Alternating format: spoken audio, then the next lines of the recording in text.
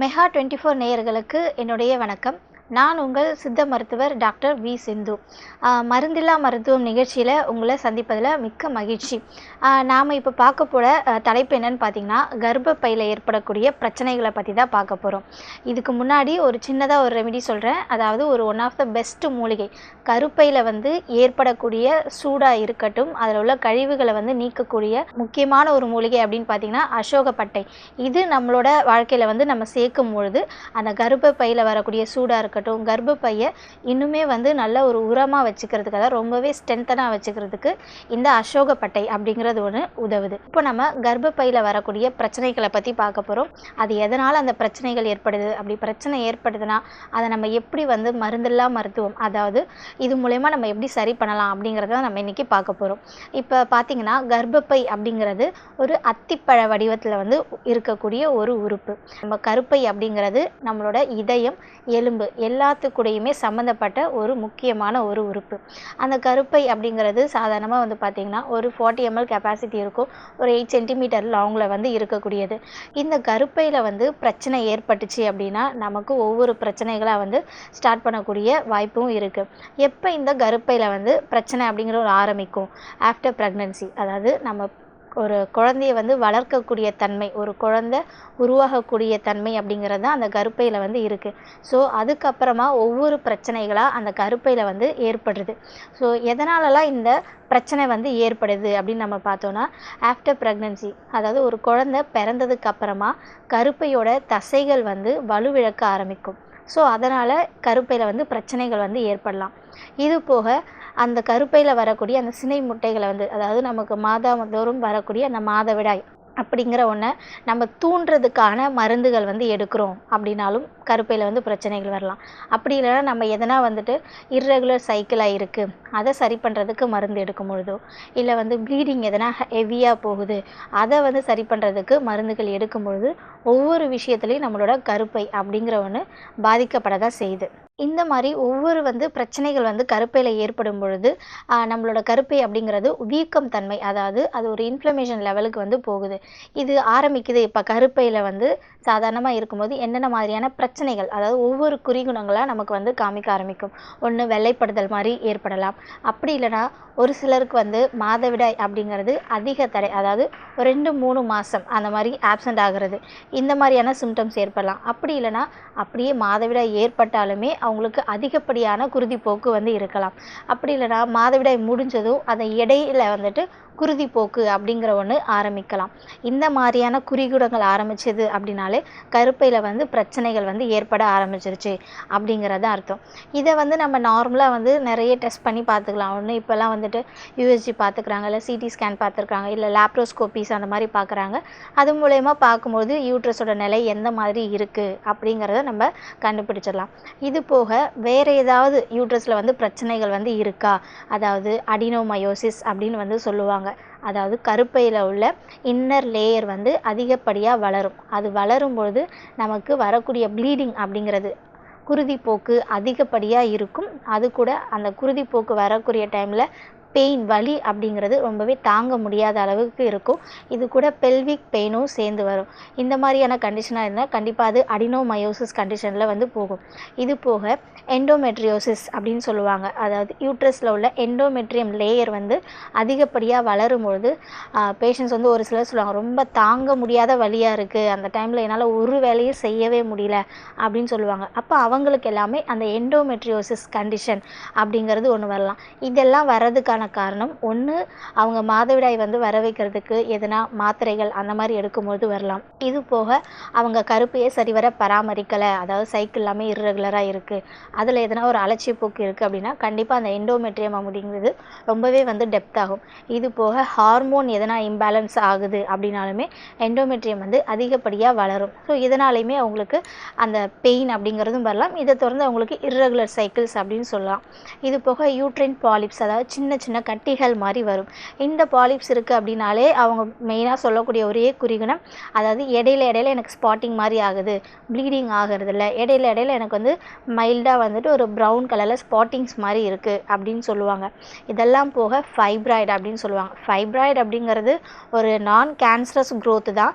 ஆனாலும் அதில் உள்ள அந்த டிஷ்யூஸ் எல்லாமே வந்து க்ரோத் ஆகி ஒரு சின்ன கட்டி சைஸில் வந்து அது உருவாக ஆரம்பிக்கும். ஸோ அது உருவாகுது அப்படின்னாலே அந்த யூட்ரஸில் ஒரு அது ஒரு இடைஞ்சல் மாதிரி தான். ஸோ அதனால் வரக்கூடிய ப்ளீடிங்காக இருக்கட்டும், அது வந்து அப்நார்மலாக இருக்கும். அந்த சைக்கிள் அப்படிங்கிறது ரொம்பவே இர்ரெகுலராக இருக்கும். அப்படியே ப்ளீடிங் ஆனாலும் அவங்களுக்கு வரக்கூடிய வலி அப்படிங்கிறது ரொம்ப அதிகப்படியாக இருக்கும். இதனால் அவங்களுக்கு கடைசியில் போகக்கூடிய ஸ்டேஜ் வந்து இன்ஃபர்டிலிட்டி, ஃபீமேல் இன்ஃபர்டிலிட்டி, குழந்தை வந்து பெற்றுக்க முடியாத ஒரு தன்மையில் போய் நிற்பாங்க. ஸோ இந்த மாதிரி தான் ஒவ்வொரு விஷயங்களாக வந்து நம்ம பார்க்கும்பொழுது கருப்பையில் வந்து பிரச்சனைகள் அப்படிங்கிற ஒன்று தொடர்ந்து ஏற்பட்டு கொண்டு தான் இருக்குது. இது போக வந்து யூட்ரைன் ப்ரொலாப்ஸ் அப்படின்னு வந்து சொல்லுவாங்க. அதாவது நம்மளோட யூட்ரஸ் வந்து நம்மளோட உடம்புல இருக்கும்போது அதுக்கு முன்பகுதி வந்து நீர்ப்பை, அதாவது பிளாடராக இருக்கும், பின்னாடி வந்து மோஷன் போகிற பேசேஜ் மாதிரி இருக்கும். இது மூணுத்தையுமே வந்து தாங்கக்கூடியதான் அந்த பெல்விக் ஃப்ளோர் மசில்ஸ் அப்படின்னு சொல்லுவாங்க. ஸோ அந்த மசில்ஸ் வந்து வீக் ஆகிடுச்சு, இந்த மூணு உறுப்பையுமே தாங்கக்கூடியது அந்த பெல்விக் ஃப்ளோர் மசில்ஸ் தான். ஸோ அது எதுனா வீக் ஆகிடுச்சு அப்படிங்கிறப்போ அந்த கருப்பை அப்படிங்கிறது ப்ரொலாப்ஸ் ஆகும், அதாவது கீழே வந்து இறங்க ஆரம்பிக்கும். இது வந்து ஒரு 0 ஸ்டேஜ்லேருந்து 4th ஸ்டேஜ் வரையுமே அந்த யூட்ரைன் ப்ரொலாப்ஸ் அப்படிங்கிறத நம்ம சொல்லலாம். யாருக்கெல்லாம் இந்த யூட்ரைன் ப்ரொலாப்ஸ் அப்படிங்கிறது வரலான்னா, ஒரு குழந்தைக்கும் இன்னொரு குழந்தைக்கும் இடைவெளி இல்லாத ஒரு பர்சன்ஸ், ஒரு 2 வருஷம் 3 வருஷம் கேப் அந்த மாதிரி இல்லாத பர்சன்ஸ்க்கு யூட்ரைன் வந்து கண்டிப்பாக வந்து வீக் ஆகிடும். யூட்ரஸ் உள்ள மசில்ஸ் வீக் ஆகிறனால யூட்ரைன் ப்ரொலாப்ஸ் அப்படிங்கிற ஒன்று வரலாம். இது போக வந்து பிரிசிபிட்டல் லேபர் அப்படின்னு சொல்லுவாங்க. அதாவது பிரசவ வலி வந்துருச்சு, வந்த உடனே ஹாஸ்பிட்டல் போனால் ஒரு 1 hourலேயே குழந்தை பிறந்துச்சு அப்படிங்கிறப்போ அவங்களோட பெல்விக் ஃப்ளோர் மசில்ஸ் வந்து ரொம்ப வந்து வீக் ஆகிடும். இது இல்லாமல் குழந்தைங்களோட தலையோ இல்லை உடல் பகுதியோ அதிகப்படியாக, அதாவது ரொம்ப வெயிட் அதிகமாக வந்து குழந்தைங்க வந்து பிறந்துச்சு அப்படின்னாலுமே அந்த அம்மாக்களோட பெல்விக் ஃப்ளோர் மசில்ஸ் வந்து கண்டிப்பாக வந்து வீக் ஆகிருக்கும். இதை தொடர்ந்தும் அவங்களுக்கு யூட்ரைன் ப்ரொலாப்ஸ் அப்படிங்கிறது வரலாம். இல்லை எதனா ஒரு உறுப்பை வந்து வேக்கம் மூலயமா எடுக்கிறாங்க, குழந்தைங்களை வந்து வெளியில் எடுக்கும்பொழுது அந்த மாதிரி டைம்லேயும் அவங்களுக்கு யூட்ரைன் ப்ரொலாப்ஸ் அப்படிங்கிற ஒன்று வரலாம். ஸோ இந்த மாதிரியான பிரச்சனைகள் வந்து ஒவ்வொன்றா நடக்கும்பொழுது நம்மளோட கர்ப்பப்பை அப்படிங்கிற ஒன்று பாதிக்கப்படுது.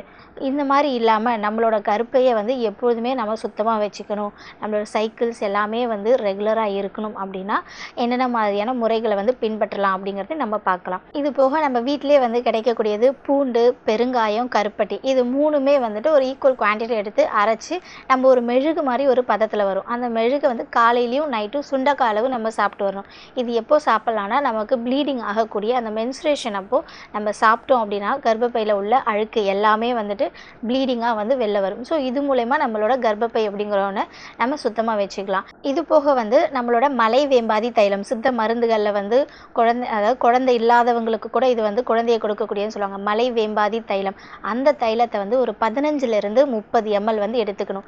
இது கரெக்டாக நம்மளோட ப்ளீடிங் டைமில் தான் சாப்பிடணும். எப்போ வந்து பீரியட்ஸ் ஆகுதோ அந்த முதல் நாள்லேருந்து 3 நாட்கள் வரை அதிகாலையில் வெறும் வயிற்றில் வந்து 15லிருந்து 30 ml இந்த மலை வேம்பாதி தைலத்தை எடுத்து சாதம் ஊற வச்ச தண்ணி அப்படின்னு சொல்லுவாங்க, அதாவது நீராகாரம், அந்த நீராகாரத்தில் கலந்து சாப்பிடும்போது அதாவது ப்ளீடிங்கும் வந்து நல்லா நார்மல் ஃப்ளோமாக இருக்கும். அடுத்த முறை வந்து பீரியட்ஸ் அவங்களுக்கு வர்றதுக்கு, மென்சுரேஷன் வந்து ஸ்டார்ட் ஆகிறதுக்கு அந்த ஓவம் அப்படிங்கிற ஒன்றையுமே அது நல்லா வந்து ஸ்ட்ரென்தன் பண்ணக்கூடியது. ஸோ மலை வேம்பாதி தைலம் எடுத்துக்கலாம். இது போக உத்தாமணி அப்படின்னு வந்து சொல்லுவாங்க, அதாவது வேலிப்பருத்தி அப்படின்னு சொல்லுவாங்க. இந்த வேலிப்பருத்தியை வந்து நல்லா இடித்து ஒரு கைப்பிடி அளவு எடுத்து அதை இடித்து நல்லா சாறு மாதிரி எடுத்து அதை நம்ம தேனில் கலந்து சாப்பிடும்பொழுது நமக்கு அந்த ப்ளீடிங் டைமில் வரக்கூடிய அழுக்கு எல்லாமே வந்து நார்மலாக வந்து வெளியில் வரும். இது போக குங்குமப்பூ, இது எல்லாருமே நம்ம கேள்விப்பட்டது தான். அந்த குங்குமப்பூவை பாலில் வந்து கலந்து சாப்பிடும்போது நம்மளோட யூட்ரஸ் அப்படிங்கிறது ஒன்று அதிக பலப்படுது. அதில் உள்ள அதாவது சூடு அப்படின்னு சொல்லுவாங்க, கருப்பையோட சூடு அப்படிங்கிறது அதுவுமே வந்து குறைய ஆரம்பிக்குது. அப்படி இல்லைனா அந்த குங்குமப்பூ அப்படிங்கிற ஒன்றை வெற்றிலையில் வந்து மடித்து நம்ம சாப்பிட்லாம். அப்படி மடித்து சாப்பிடும்போது அந்த ப்ளீடிங் டைமில் வரக்கூடிய அழுக்குகளும் வெளில வரும், கருப்பையும் நல்லாவே வந்து சுத்தமாக இருக்கும். இது போக நம்மளோட உளுந்து அப்படின்னு சொல்லுவாங்க, அதாவது கருப்பு உளுந்து, அதில் வந்து நிறைய ப்ரொஜெஸ்ட்ரான் ஹார்மோன் அப்படிங்கிற ஒன்று இருக்குது.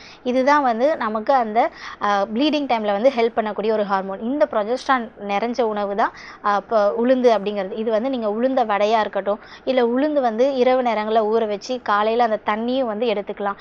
இல்லை உளுந்தங்களி, உளுந்தங்கஞ்சி இந்த மாதிரி உள்ள உணவுகள் எடுத்துக்கிட்டாலுமே நம்மளோட இடுப்புக்கும் நல்ல ஒரு வலுவை கொடுக்கும். அது போக நம்மளோட கருப்பைக்கும் வந்து போதுமான அளவு வலுவை கொடுக்கும். ஸோ இந்த மாதிரியான நம்மளோட உணவுப் பொருட்களில் இருக்கக்கூடிய இந்த முறைகளை வந்து நீங்கள் உங்களோட அன்றாட வாழ்க்கையில் வந்து பயன்படுத்திக்கிட்டாலே பெண்கள் உங்களுக்கு வந்து இந்த கருப்பை சம்பந்தமான பிரச்சனைகள் அப்படிங்கிற ஒன்று தொடராது.